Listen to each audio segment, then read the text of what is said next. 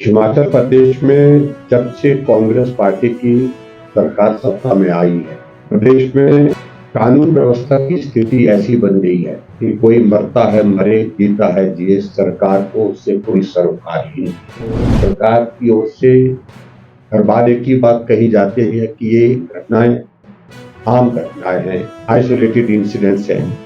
सरकार बनने के बाद आपने इस बात को देखा होगा कि चंबा में एक घटना घटित हुई थी, मुनोहर हत्याकांड। हमने कहा कि ये घटना अपने तरह की अलग घटना है और ऐसी घटना घटित होने के पश्चात ये सरकार के लिए कोई अच्छा संकेत नहीं है। वार्ता में आप सबका स्वागत है।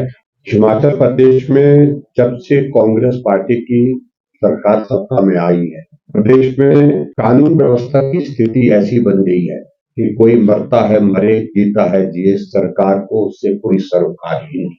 जब गंभीर घटनाएं कानून व्यवस्था की दृष्टि से हम देखते हैं तो सरकार की ओर से हर बार एक ही बात कही जाती है कि ये घटनाएं आम घटनाएं हैं, आइसोलेटेड इंसिडेंट्स हैं।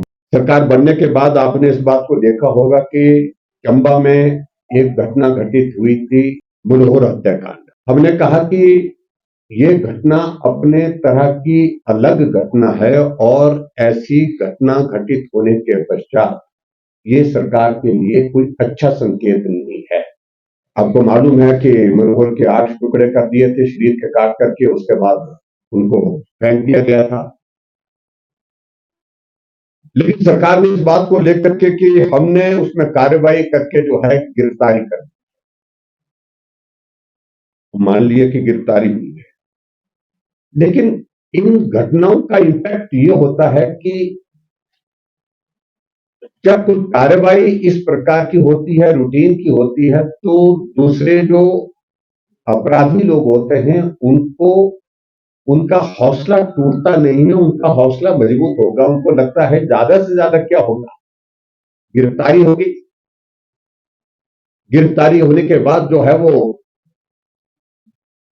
मामला चलता रहेगा और आखिरकार बाद में छूट जाएंगे।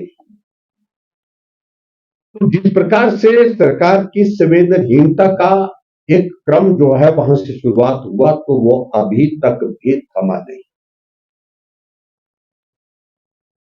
मित्रों, आज मैं बहुत ही दुख के साथ आप सबके सामने उस घटना का जिक्र कर रहा हूं जो घटना पिछले कल मंडी जिला के अंतर्गत सरका घाट में घटी। 19 वर्ष की एक बेटी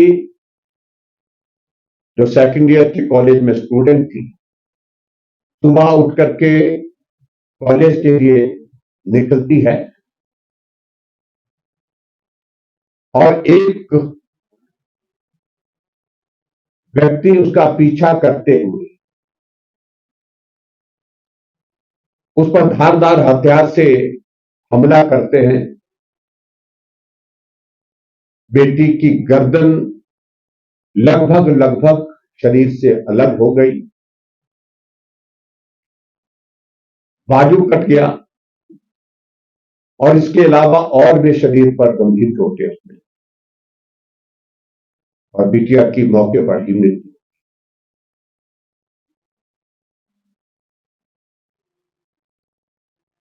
इस घटना ने पूरे हिमाचल प्रदेश को एक तरह से दहला दिया और जिस व्यक्ति ने इस घटना को अंजाम दिया वो आरोपी है। उसको गांव के लोगों ने वहां से लगभग 2 किलोमीटर दूर पकड़ा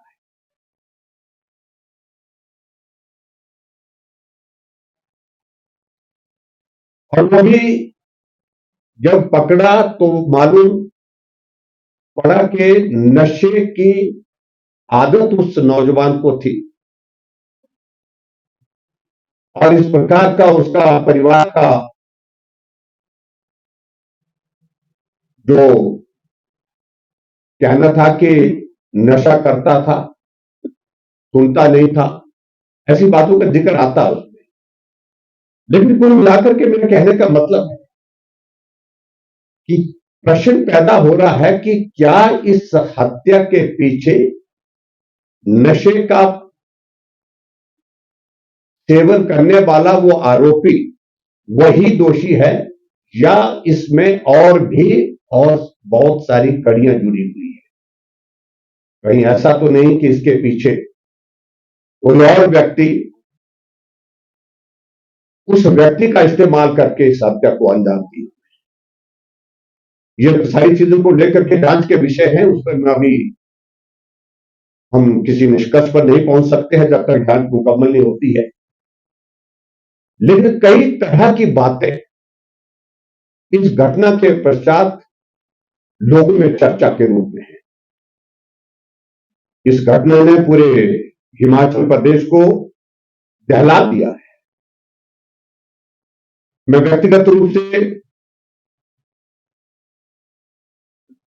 उस बेटी के पिता को मिला, परिवार के और सदस्यों को भी मिला जब पोस्टमार्टम के लिए बॉडी उनकी सबका घाट से नेशनल मेडिकल कॉलेज में लाई गई। हम काफी देर तक उनके साथ बैठे और काफी देर तक बैठने के पश्चात पिताजी तो बहुत सदमे में थे और बहुत पीड़ा में थे। प्राइवेट एक ट्रक के चालक के रूप में वो काम करते हैं, उससे पालन पोषण करते हैं, परिवार का गरीब परिवार है। और उस सारी घटना के बारे में पिताजी जब जिस प्रकार से बता रहे थे कि उससे पहले उनके ही परिवार में उनकी बातचीत हुई,